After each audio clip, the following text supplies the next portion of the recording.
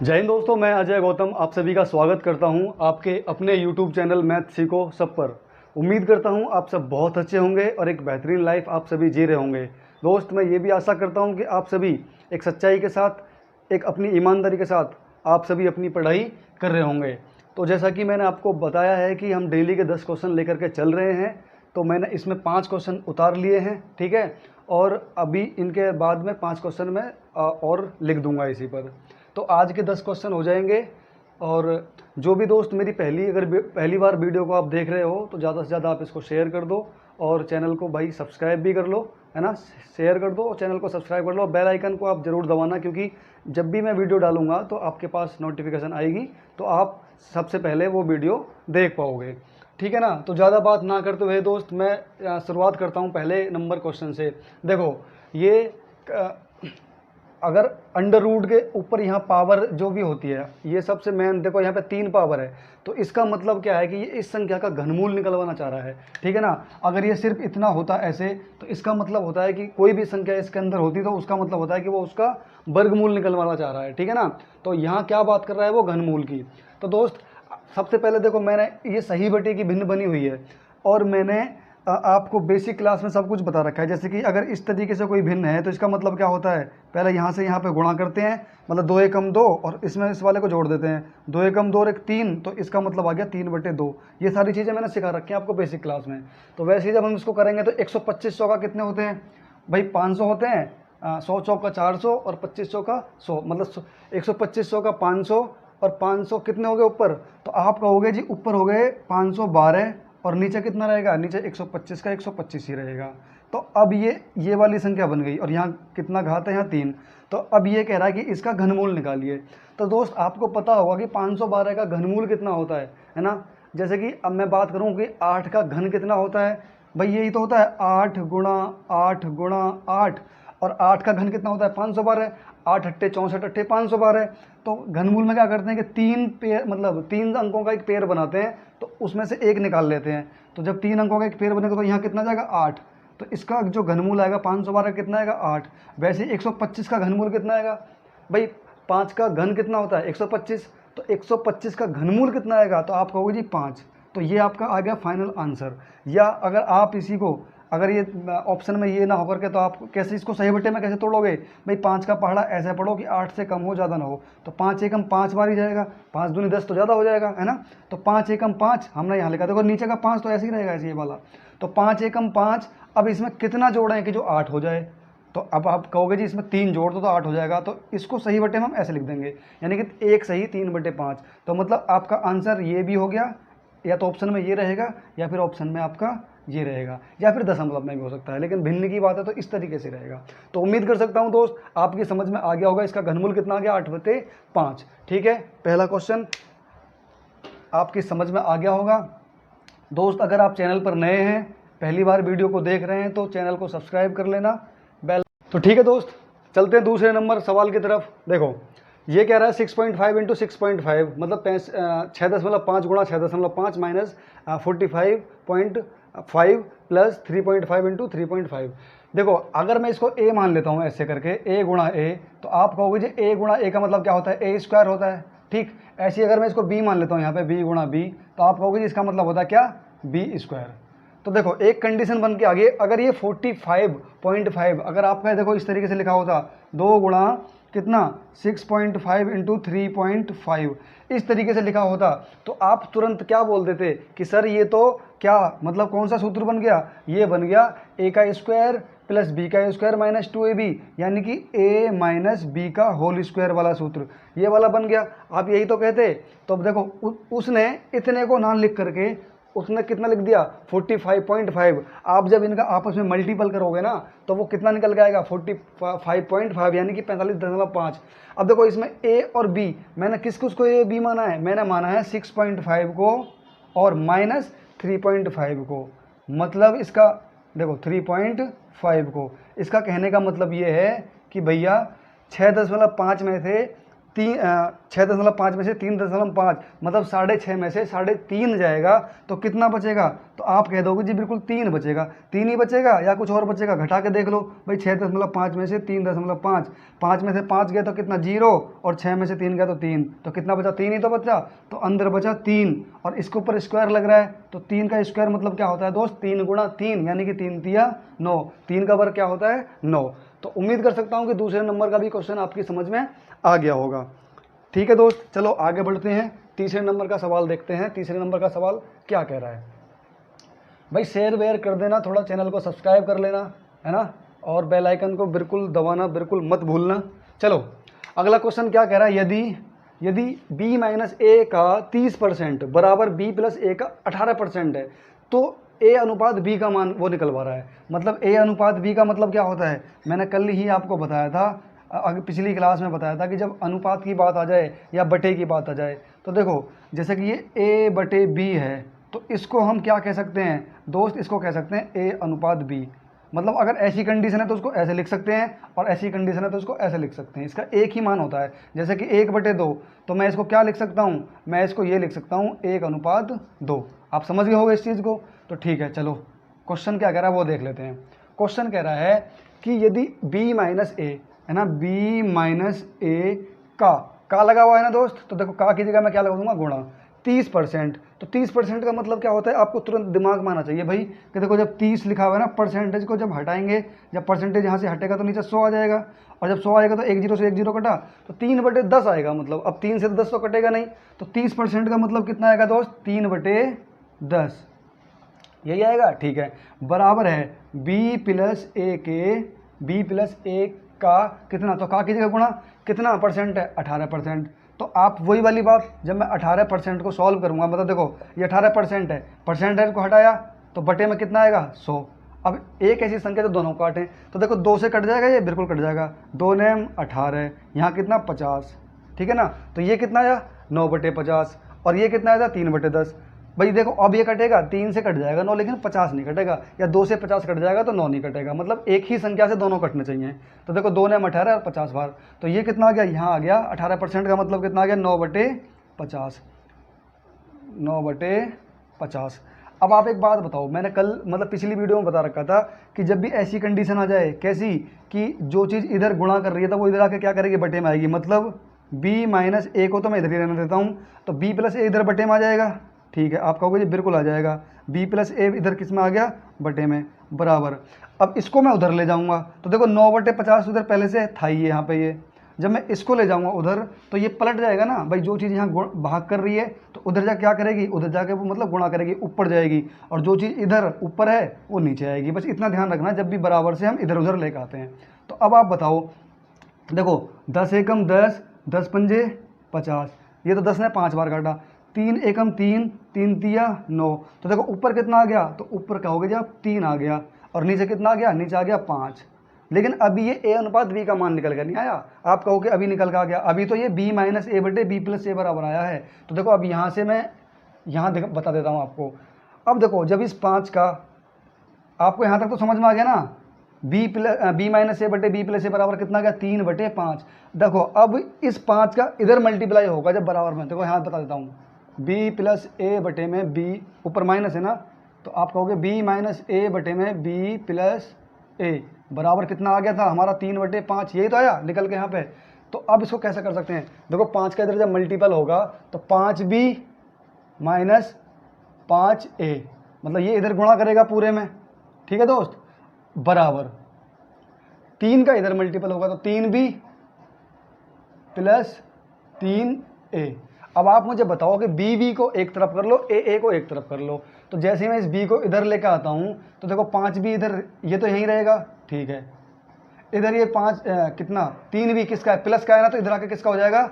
Minus का। तो ये हो गया 3b बराबर, a वालों को इधर कर लो, ये देखो 3a, क्योंकि b तो इधर चला गया तो इधर 3a ही तो बचा। अब ये 5a को इधर ही लेकर जाना है मेरे को, तो यहाँ माइनस का है तो इधर किसका हो जाएगा? ये प्लस का हो जाएगा, यानी कि 5a। अब आप मुझे बताओ दोस्त, या देखो 5b में से 3b जाएंगे तो कितने b बचेंगे? भाई आप कह सकते हो कि मैंने ये सारी चीज़ें बेसिक क्लास में बता रखी हैं। अब यहाँ घटाने की बात हो रही है सीधी सीधी, तो 5 बी में से 3 बी गए तो 2 बी बचे। कितने बी बचे? 2 बी बराबर। अब ये दोनों जुड़ रहे हैं आपस में, है ना, तो 3 ए और 5 ए, कितने ए हो गए? तो आप कहोगे जी 8 ए हो गए। कितने ए हो गए? 8 ए। अब इसमें अनुपात पूछा था उसने किसका? ए अनुपात बी बराबर क्या होगा? तो देखो ये कितना है, ये बी, अगर मैं बी को ऐसे ही रहने दूं, ऐसे करके ऐसे, और बटे में यहाँ ए लेके आऊँ, क्योंकि ए यहाँ गुणा कर रहा है ना, तो इधर बटे में आएगा बराबर। तो 8 इधर था पहले से, और नीचे कितना चला जाएगा? इधर 2, तो 2 एकम 2 और 2 चौक 8, यानी कि ये आ गया 4/1। तो 4 किसको दर्शा रहा है? मतलब बी किसको दर्शा रहा है? 4 को, और ए किसको दर्शा रहा है? 1 को। तो ए अनुपात बी कितना आएगा भाई? ए किसको दर्शा रहा है? 1 को, और बी किसको दर्शा रहा है? 4 को। तो 1 अनुपात 4 इसका आंसर आ गया दोस्त। ठीक है ना। देखो थोड़ा सा मतलब आपको लग रहा होगा कि लेंथ ही है, लेंथ ही नहीं है, मतलब थोड़ी सी सिर्फ कैलकुलेशन है। अगर आप इसको चाहोगे आराम से 20 सेकंड में, मतलब आप आराम से, अगर आपकी कैलकुलेशन फास्ट है तो आप इसको 20 सेकंड में आराम से कर दोगे दोस्त। ठीक है ना। तो मैं उम्मीद कर सकता हूँ कि आपको ये वाला क्वेश्चन भी समझ में आ गया होगा दोस्त।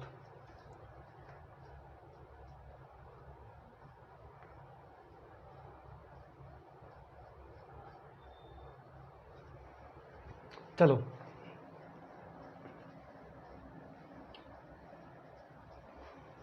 अगला सवाल देखते हैं दोस्त। अगला सवाल क्या कह रहा है हमारा?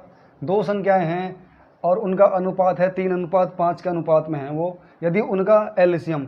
भाई मैंने बिल्कुल पिछली क्लास में शायद ऐसा सवाल आपको बताया है, फिर से आपको उस तरीके का ही सवाल एक बार फिर से आ गया है। देखो संख्या कौन कौन सी हैं? संख्या है आपकी 3 और 5, ये 2 संख्याएं हैं और ये अनुपात में हैं। जब भी ये अनुपात में हो और यहाँ जो चीज़ पूछा जाए ना, तो वो चीज़ इनका हम कर लेते हैं। अब यहाँ एलसीएम की बात कर रहा है कि उनका एलसीएम कितना है? 225। तो भैया पहले तो ये देखेंगे कि इनका एलसीएम कितना है। तो 3 और 5 का एलसीएम जब आप निकालोगे तो आप कहोगे 3 और 5 का एलसीएम 15 होता है। ये सब मैंने सिखा ही रखा है कि 15 ये कैसे होता है एलसीएम। भाई 3 और 5 का एलसीएम तो निकाल लोगे। ये कह रहा है कि उनका एलसीएम इतना है, मतलब ये क्या बोल रहा है कि जो इनका एलसीएम है, मतलब जो अनुपात में है ना, उनका एलसीएम इतना है। तो हमको पहले देखना कि इनका एक्चुअल में इनका एलसीएम कितना है। तो 15। तो ये 15 की वैल्यू किसको दर्शा रही है? 225 को। तो 1 की वैल्यू किसको दर्शाएगी? 15 को। कैसे दर्शाएगी? देखो यहाँ देख लो, मतलब ऐसा करते हैं, जैसे 2 की वैल्यू 4, तो 1 की वैल्यू कितना? 4/2, तो 2 दूनी 4, ऐसे, मतलब ये 2 इधर बटे में चला गया। तो ऐसे ही यहाँ पे क्या होगा, ये 15 जब बटे में जाएगा तो ये काट देगा पूरा पूरा। 15 एकम 15, कितने बचेंगे? 6। कितने बचेंगे? 15 एकम 15, 15 5 20 और 2 भाई 7 बचेंगे, और 15 पंजे 75, यानी कि ये 15 बार कट जाएगा। अब 1 की वैल्यू कितना? 15 आ गई। तो वो कह रहा है कि उनमें क्या पूछ रहा है? छोटी संख्या बताइए। भैया इस 15 का इसमें और इसमें मल्टीपल कर दो। तो जब इसमें मल्टीपल करूंगा तो कितना आएगा? 15 3 45, और जब इसमें मल्टीपल करूंगा कितना आएगा? 15 पंजे 75। तो छोटी संख्या कितनी, कौन सी आ गई हमारी? ये वाली। तो आंसर आ गया हमारा छोटी संख्या 45। यहाँ लास्ट में ये कुछ भी बोल सकता है कि उनका अंतर बता दो इनका। तो इनका अंतर का मतलब इनके बीच में घटाना है, यानी अंतर क्या आएगा। या ये बोल सकता है कि इनका योग क्या होगा। योग था शायद, जो इससे पहली वाली क्लास में जो था वो योग पूछ रहा था। यहाँ देखो, यहाँ क्या पूछ रहा है? छोटी संख्या पूछ रहा है, बड़ी संख्या पूछ सकता था, इनका गुणनफल पूछ सकता था, कुछ भी पूछ सकता है दोस्त। ठीक है। तो उम्मीद करूंगा कि आपको ये 4th नंबर क्वेश्चन भी समझ में आ गया होगा। चलो चलते हैं अगले सवाल पर। देखो दोस्त, लास्ट सवाल बचा है हमारा। लास्ट सवाल क्या कह रहा है? 4 वर्ष में साधारण ब्याज की दर से, है ना, साधारण, देखो साधारण ब्याज बोल दिया इसने, क्या बोल दिया? साधारण ब्याज की दर से। साधारण ब्याज की दर से 6000 की जो रकम है ना, वो 8000 हो जाती है। भाई देखो देसी भाषा में आप ये समझो, कोई आपने पैसा दिया और वो फालतू हो गया। तो फालतू कैसे हो गया? आपको उसकी ब्याज मिली, है ना। तो ब्याज जब मिली तो हमको कैसे पता चलेगा कितनी ब्याज मिली? तो आप इस वाले पैसे में से, यानी कि इसको बोलते हैं मिश्र धन, इस वाले पैसे को घटा दो, तो आपके पास क्या निकल कर आ जाएगा? आपके पास निकल कर आ जाएगी ब्याज। तो देखो 8000 में से 6000 कटेंगे तो कितना बचेगा? 2000। ठीक है। तो 2000 आपकी ब्याज आ गई। तो ये क्या बोल रहा है? ये बोल रहा है कि कितने समय में उसी दर पर। भाई हमें तो ये पहला नंबर तो दर ही पता नहीं था, तो यहाँ से हम दर निकाल लेते हैं। तो देखो दर निकालेंगे ना, मैंने आपको एक फॉर्मूला बताया था, कौन सा? SI बराबर PRT/100। ठीक है ना। अब ये सारी चीज़ें मैं आपको बता चुका हूँ। क्या P क्या है इसमें, R क्या है, T क्या है। देखो SI मतलब साधारण ब्याज, ठीक है ना, SI मतलब साधारण ब्याज। और ये P मतलब मूलधन, R मतलब रेट यानी कि दर, और T मतलब समय बटे 100। तो यहाँ से हमको क्या निकालना है, यहाँ से हमको दर निकालनी है यानी कि R। चलो मैं हिंदी में लिख देता हूँ क्या, दर। अब दर बराबर, देखो जब ये ऊपर यहाँ गुणा होगा ना, देखो इस 100 का ऊपर यहाँ गुणा होगा तो यहाँ बचेगा SI गुणा में 100 और बटे में कितना, देखो P मतलब मूलधन और गुणा में समय, यही तो बचेगा। अब इनकी जगह पर रख लो आप इसको, दर निकल के आ जाएगी। तो SI कितना है भैया, SI यही तो साधारण ब्याज, तो SI आया हमारा 2000 गुणा में 100 बटे में मूलधन कितना था, मूलधन था हमारा 6000 और गुणा में समय कितना, उसने 4 वर्ष दिया था, देखो यहाँ पे 4 वर्ष, ठीक है ना। तो देखो यहाँ से 3 जीरो से 3 जीरो कटेंगी, 2 तिया 6 और ये कितना 2000 आया, सही है। उसके बाद में गुणा 100, मूलधन कितना हमारा 6000 गुणा में 4, ठीक। 3 जीरो से 3 जीरो कटी और मतलब 6000 कितना,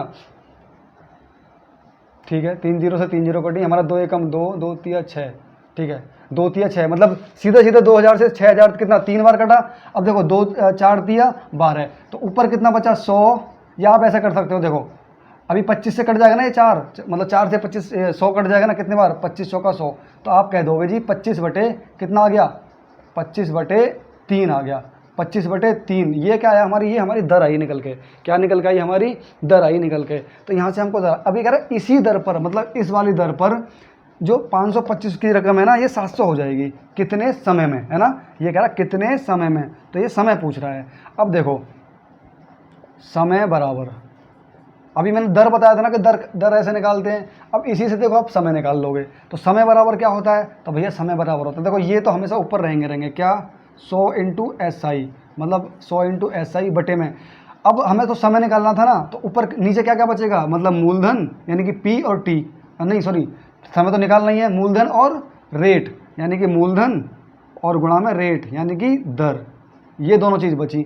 अब आप यहाँ से एक बात बताओ मुझे निकाल के कि 525 की रकम 700 हो गई, भैया कैसे हो गई, तो आप कहोगे कि जो 700 रुपये है ना, वो 525 जो मतलब 525 में बढ़ गए, वो तो कितने बढ़ गए वो देख लो आप। तो यहाँ देखो 10 में से 5 जाएगा 5, यहाँ बचा 9, 9 में से 2 गया 7, 6 में से 5 गया 1, तो 175, मतलब 175 रुपया उसमें ब्याज की मिल गई। तो यहाँ से आपको क्या पता चल गया, यहाँ से पता चल गया आपको ब्याज कितना, 175। ठीक यार, अगर मैं इतना सब कुछ कर रहा हूँ ना, तो आपको ये समझाने की वजह से कर रहा हूँ, ये सारी चीज़ें लिखना, ये बताना कि दर ऐसे आ गया, समय ऐसे आ गया, है ना। आप इसमें ही कह दोगे कि क्या कि इसमें तो बहुत ज़्यादा समय लग रहा है, समय नहीं लगता, इसमें 20 से 25 सेकंड में झूठ बोलना नहीं आता कि 2 सेकंड में चुटकियों में या 5 सेकंड में मतलब सवाल आंसर दे दो।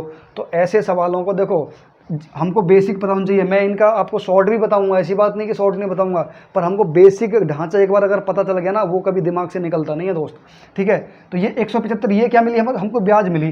तो भाई देखो ब्याज में यहाँ आराम से रख दूंगा यहाँ पे, तो देखो 100 गुणा में कितना 175 बटे, देखो मूलधन कितना, अब मूलधन अब कितना यहाँ पे, अब देखो मूलधन ये वाला माना जाएगा कितना 525 और गुणा में बचा क्या दर, क्या बची दर, ये दर ही तो बची। तो ये कह रहा उसी दर पे, तो दर कितनी थी हमारी, दर थी भैया 25/3। तो जैसे ही 25/3, देखो 25/3 को जब मैं 25/3 जैसे ही मैंने 3 को यहाँ पर नीचे लिखा, तो ये क्या ऊपर चली जाएगी भाई दोस्त, है ना, ऊपर 300 पानी।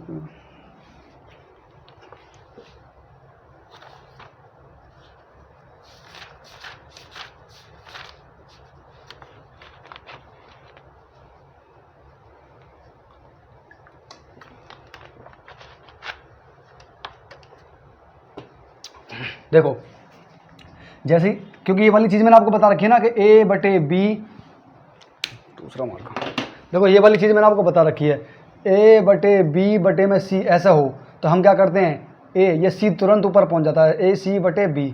तो वैसे ही देखो यहाँ हो जाएगा, ये 25, देखो ये बटे के बटा हो गया ना, बटे के बटे में बटा ऐसे बोल देते हैं इसको, तो बराबर, तो ये 3 ऊपर जाएगा, तो हम कह सकते हैं कि 100 गुणा में कितना 175 गुणा में 3 बटे नीचे कितना बचा, अब 525 गुणा में 25। अब देखो 25 कितना 25 चौका कितने होते हैं 100, 25 चौका 100। अब इसको हम 25 से काटें, देखो 25 छिक्का 150, 25 सत्ते 175, और इसको 25 से काटेंगे तो 25 दूनी 50, 2 बचे, और 25 एकम 25, 7 दिया 21, 3 से 3 कटेगा, तो हमारा लास्ट कितना बच गया 4, तो हम कह सकते हैं 4 वर्ष में, ठीक है ना, 4 वर्ष में। ये इसका उत्तर कितना आ गया दोस्त, 4 वर्ष। समय कितना आ गया, मतलब 4 वर्ष में ये बोल रहा था, और लास्ट में भी कितना निकल के आ गया, 4 वर्ष, ठीक है ना। तो ये आपका फाइनल आंसर। तो उम्मीद कर सकता हूँ अभी देखो ये सवाल आपकी समझ में आया होगा। अगले अभी देखते हैं अगले और 5 सवाल, ठीक है दोस्त। तो दोस्त 6ठे नंबर से लेके 8 नंबर तक मैंने सवाल लिख लिए, क्योंकि अभी और 2 क्वेश्चन इसमें आते नहीं, इसलिए मैंने 8 तक ही लिखा है। और जैसे ही मैं ये 3 क्वेश्चन कराता हूँ उसके बाद में 2 क्वेश्चन फिर से हम उतार करके फिर से करेंगे, ठीक है ना। यानी 5 क्वेश्चन हम कर चुके हैं। 6ठा नंबर देखो सवाल आपका क्या कह रहा है। 6ठा नंबर सवाल कह रहा है 80 मीटर तथा 120 मीटर लंबी 2 रेलगाड़ियाँ हैं, ठीक है ना। 2 रेलगाड़ियाँ हैं समांतर रेल पटरी पर एक ही दिशा में, मतलब वो क्या है, एक ही दिशा में चल रही है, एक ही दिशा में, समांतर पटरी पर एक ही दिशा में। तो आपको ना ये वाली चीज़ तो पहले नंबर इसमें याद रखनी है, एक ही दिशा में क्रम से 25 किलोमीटर तथा मतलब 25 किलोमीटर प्रति घंटा, और ये 35 किलोमीटर प्रति घंटा की चाल से चल रही हैं। मतलब जो 80 मीटर जो रेलगाड़ी है वो 25 किलोमीटर प्रति घंटा की चाल से चल रही है, और 120 मीटर जो लंबी रेलगाड़ी है वो 35 किलोमीटर प्रति घंटा की चाल से चल रही है। वे एक दूसरे को पार करने में कितना समय लेंगी। देखो दोस्त, ऐसे सवाल को करने में जब भी यहाँ पे एक ही दिशा में आ जाए ना, और जब विपरीत दिशा में आ जाए, तो मेन चीज़ है इसको समझना। अगर एक ही दिशा में आ जाती है तो इन दोनों जो भी 2 मतलब चाल होती है ना, तो हम वहाँ क्या करते हैं, चालों का अंतर करते हैं, चालों का अंतर करते हैं। जब बात एक ही दिशा की हो, तो इनका अंतर कितना आ जाएगा, 10 किलोमीटर प्रति घंटा। 10 किलोमीटर प्रति घंटा, भाई 35 और 25 का अंतर कितना था, 10 ही आता है ना, ठीक है। अब ये किलोमीटर प्रति घंटा है, ये किस में है, मीटर में है। तो भाई हम इसको किलोमीटर प्रति घंटा को किस में कर लेंगे, मीटर प्रति सेकंड में बदल लेंगे। तो मीटर प्रति सेकंड में बदलने के लिए मैं आपको बता दूं 5/18 का क्या करते हैं दोस्त, 5/18 का मल्टीपल करते हैं। क्या करते हैं, 5/18 का मल्टीपल करते हैं। और कोई चीज़ हमारी मीटर प्रति सेकंड में है और उसको किलोमीटर प्रति घंटा में बदलने के लिए क्या करते हैं, 18/5 का मल्टीपल करते हैं। इतना चीज़ आप नोट करके रख लोगे एक साइड में, ठीक है ना। चलो, तो ये हमारी क्या आ गई, चाल। ये क्या आ गई हमारी, चाल आ गई हमारी, है ना। कितना आ गया, 10 गुणा 5/18, या आप कह सकते हो 2 पंजे 10 और 2 नेम 18, यानी कि 25 बटे में कितना, 25 बटे में 9 किलोमीटर प्रति घंटा। अब देखो चाल से चल रही है तो एक दूसरे को पार करने में कितना समय लगेगा। तो आप मुझे एक बात बता दो, समय बराबर क्या होता है भाई, चाल बराबर, देखो आपने यहाँ एक चीज़ देख रखी होगी, चाल बराबर दूरी बटे समय। तो समय, जब समय निकालेंगे तो समय बराबर क्या आएगा, देखो समय का मल्टीपल यहाँ करेंगे तो समय गुणा चाल आ जाएगा, है ना, समय गुणा चाल आ जाएगा। तो दूरी बटे चाल, तो समय बराबर क्या आएगा, दूरी बटे में कितना, चाल। क्योंकि देखो ये यहाँ आ गया चाल, इसमें गुणा में कर दिया गया, समय गुणा चाल हो जाएगा, और जैसे ही मैं यहाँ से समय निकालूंगा तो चाल यहाँ गुणा कर रहा था, यहाँ बटे में चला जाएगा।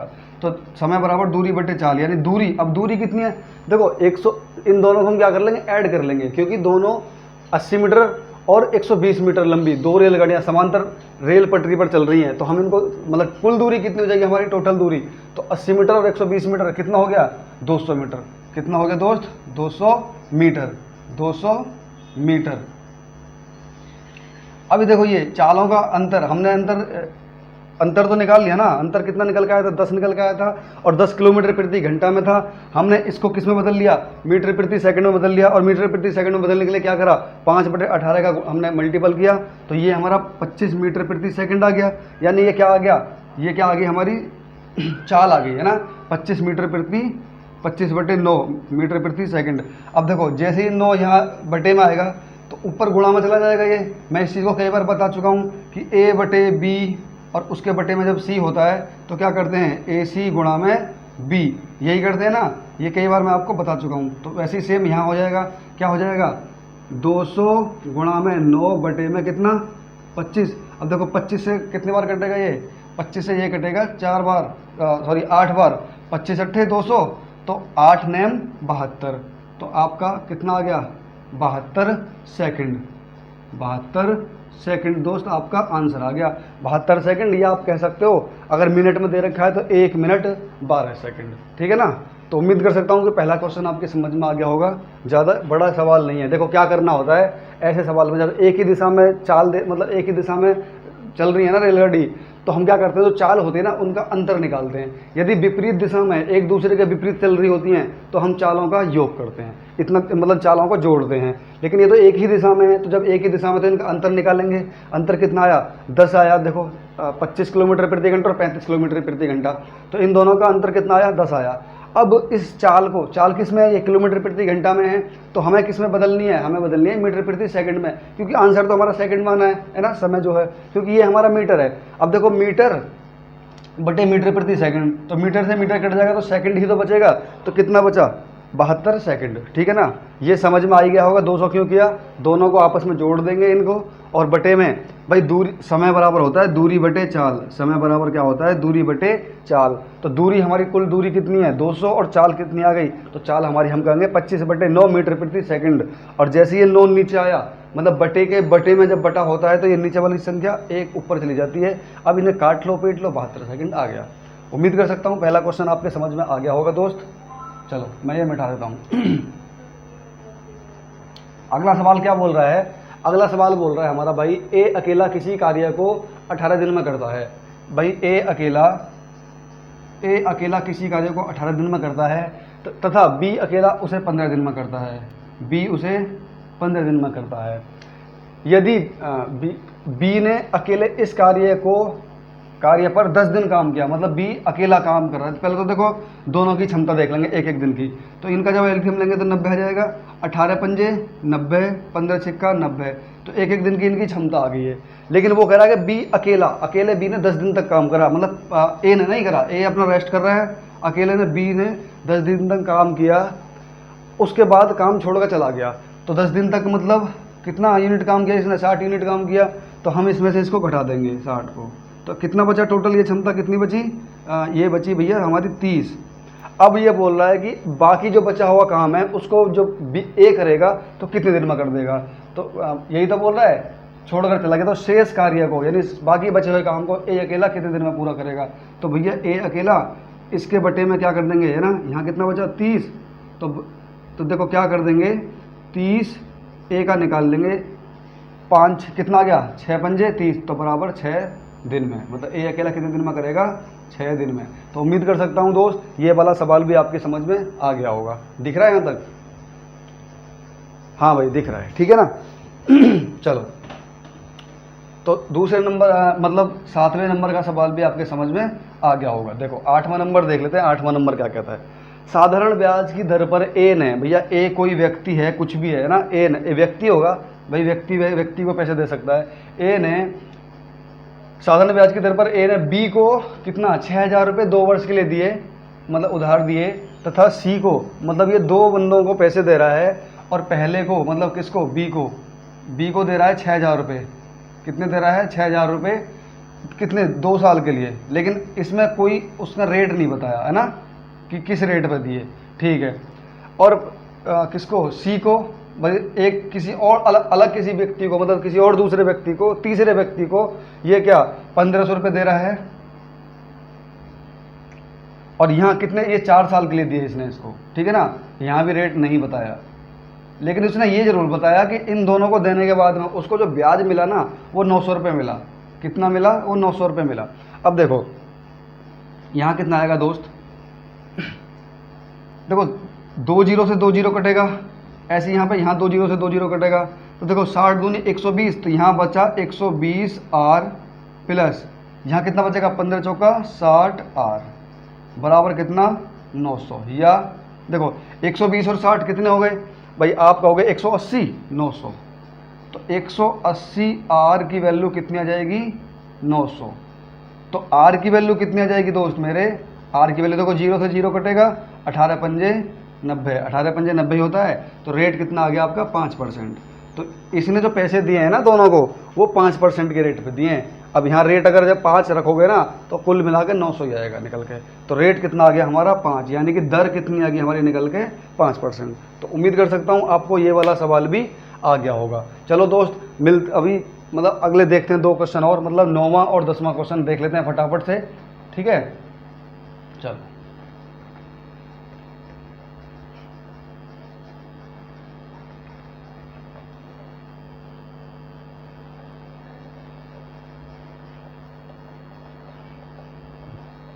दोस्त, ऐसा होता है जब हम इनको निकाल रहे होते हैं तो आपको क्या लगता है, मतलब जब किसी को समझा रहे होते हैं, आप भी अगर किसी को समझाओगे तो आप उसको इतने समय में नहीं समझा पाओगे। मतलब सॉल्यूशन तो कर दोगे, अगर फास्ट सॉल्यूशन तो कर दोगे, लेकिन हो सकता है कि अगले की वो फास्ट सॉल्यूशन समझ में नहीं आए।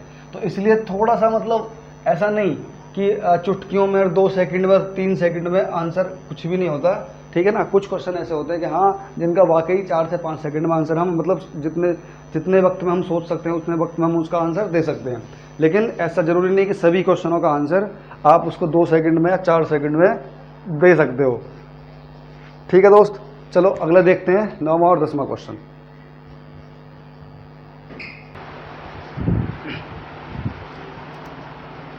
तो दोस्त 9वां और 10वां क्वेश्चन भी हमने लिख लिया है, ठीक है ना। तो देखो 9वां क्वेश्चन क्या कह रहा है, स्टार्ट है। 9वां क्वेश्चन कह रहा है किसी कक्षा में 50 विद्यार्थी हैं, ठीक है। उनका औसत, भाई 50 विद्यार्थी हैं, उनका औसत कितना है 45 किलोग्राम है।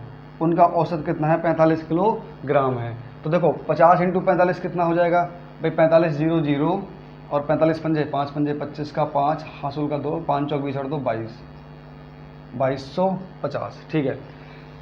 किसी कक्षा में 50 विद्यार्थी हैं, उनका औसत 45 किलोग्राम है। एक विद्यार्थी कक्षा छोड़ देने पर, अब देखो यहाँ कितने 50 थे, एक ने कक्षा छोड़ दी तो कितने बचे 49 बचे। एक विद्यार्थी कक्षा छोड़ देने पर औसत भार में 100 ग्राम कम हो जाता है। मतलब औसत भार क्या हो जाता है, 100 ग्राम कम हो जाता है। मतलब ये पहले कितना था 45 किलोग्राम था, अभी 100 ग्राम इसमें से कम हो जाएगा तो कितना बचेगा, ये बचेगा 44.900 ग्राम, है ना। 44 किलोग्राम और 900 ग्राम, तो यानी कि 44.9, है ना। कितना बचेगा 44.9। और जब हम इन दोनों का मल्टीपल करेंगे तो देखो यहाँ करके देख लो, 2200 इंटू ऐसे कुछ आएगा, देखो करके देख लेते हैं कितना 49। देखो 44.9 कितना 49, 9 ने 81, 1 8 9 चौक 36 4 40 4 44 4 4, है ना। 9 चौक 36 और 4 40, सही। 4 ने 36 6 3 4 चौक 16 3 19 9 1 4 चौक 16 और 1 17, 9 ने 81, 1 हासिल का 8 9 चौक 36 36 4 40 4 44 का 4 हासिल का 4 9 चौक 36 और 4 40 36 4 40, ठीक है। 4 ने 36 3 36 का 6 3 4 चौक 16 19 का 9 हासिल 1 4 चौक 16 और 1 17। देखो यहाँ कितना आ गया 1 6 4 10 का 0 हासिल 1 9 और 1 10 का 0 हासिल 1 7 4 11 और 1 12 का 2 हासिल 1 1 और 1 2। तो 2200 कितना, देखो यहाँ पॉइंट लगा हुआ, 1 पॉइंट हम लगा दिया तो ये आ गया 2200.1। तो ये क्या बोल रहा है कि भैया जो कक्षा छोड़ के जाने वाले विद्यार्थी का जो मतलब भार है वो कितना है। तो आप कहोगे छोड़ के जाने वाले का देखो कितना है, छोड़ के जाने वाले को इसमें से घटा दो, इसको छोड़ के जाने वाले का निकल आएगा। तो छोड़कर जाने वाले का देखो कितना निकल के आएगा। जब हम इसमें से घटाएंगे तो देखो 10 में से कितना आ गया 2200, और यहाँ क्या कर लूँ मैं 0 कर लेता हूँ ऐसे करके। तो देखो 2250 और ये कितना 2250 और ये कितना 2200, ठीक है भाई। अगर हम इसमें से घटाएंगे तो कितना बचेगा 2250 है ना, ठीक है। तो आ गया हमारा 2250 और ये कितना 2200.1, तो यहाँ हम 1 कर लेंगे, मतलब यहाँ हम 0 कर लेंगे ऐसे, ठीक है ना। तो हमने यहाँ पे क्या 0 कर लिया ऐसे। अब देखो जब यहाँ से एक ढाई जाएगी तो यहाँ कितना बचेगा 10, 10 में से 1 जाएगा तो 9, यहाँ बचा 9। तो देखो यहाँ पॉइंट का पॉइंट यहाँ हमने 9 लगा दिया। यहाँ 4 में से एक ढाई की थी तो यहाँ बचा 4, तो ये कितना गया 49, यानी कि 49.9, ठीक है ना। तो कक्षा छोड़ के जाने वाले विद्यार्थी का भार कितना आ गया भैया, वो आ गया 49 पॉइंट, मतलब 49.9 है ना, 49.9। तो आप कह सकते हो कि कक्षा छोड़ के जाने वाले विद्यार्थी का जो भार है वो 49.9 किलोग्राम में आ गया दोस्त। ठीक है, तो चलो अगला क्वेश्चन देख लेते हैं। आप, मैं उम्मीद कर सकता हूँ कि ये क्वेश्चन आपके समझ में आ गया होगा दोस्त। ठीक है ना, चलो बस इसमें कुछ नहीं है, गुणा और जोड़ घटाना तो ये है, बस आराम से, बस कुछ नहीं कर सकते हैं।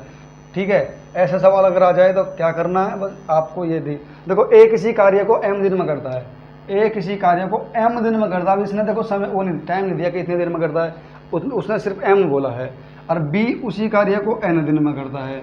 तो हम क्या करते हैं, जब इनके एक एक दिन की क्षमता निकालने के लिए क्या करते हैं, हम इन दोनों का एलसीएम ले लेते हैं।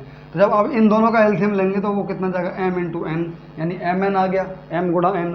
तो देखो जब इसमें, मतलब इसमें इससे भाग करेंगे तो कितना आएगा, तो यहाँ आएगा n, है ना भाई। जैसे मान चलो यहाँ पे कितना आया था, 18 आया था, और यहाँ पे कितना एलसीएम 90 आया था।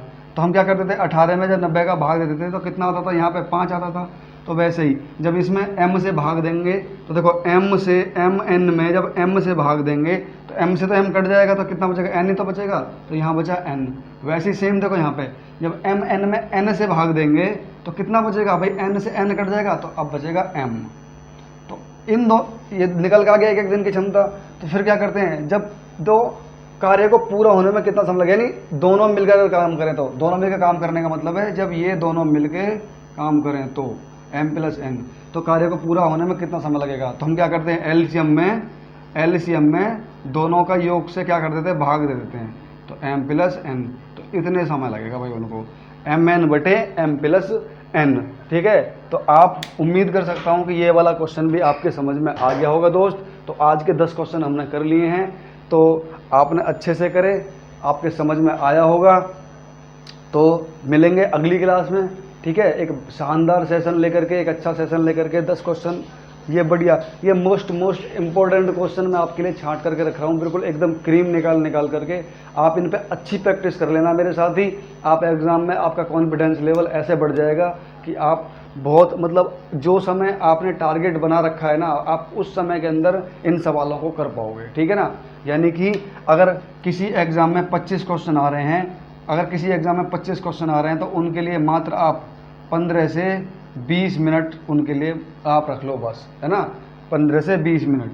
ठीक है ना, जैसे कि अगर मैं एसएससी जीडी की बात करूं, अगर रीजनिंग की बात है, उसमें रीजनिंग के 25 क्वेश्चन है, तो आप 20 से 25 सेकंड मतलब आप रख सकते हो इनके लिए।